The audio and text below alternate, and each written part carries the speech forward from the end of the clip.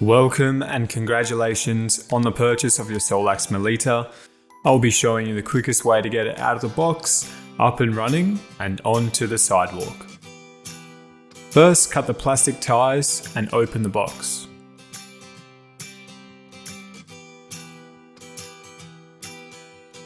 Inside, you'll find the charger and batteries in a cardboard box. Place this aside and remove the Maleta, standing it upright. Remove the batteries from the smaller cardboard box and then install them into the scooter.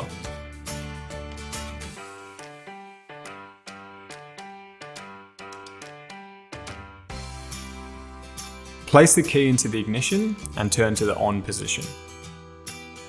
Now, using the remote, hold the A button and the Maleta will unfold automatically. It will stop halfway. You'll need to press the button again in order for the fold to complete.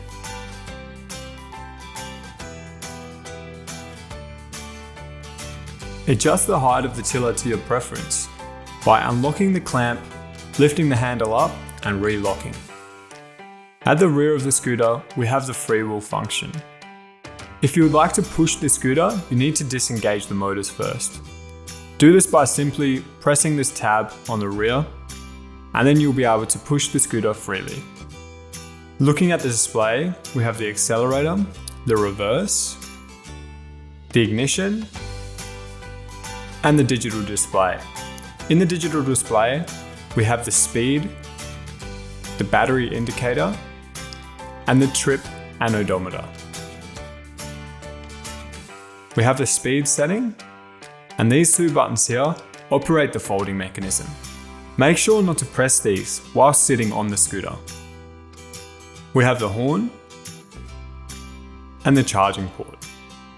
Make sure to give your scooter a full charge before first use. And there you have it.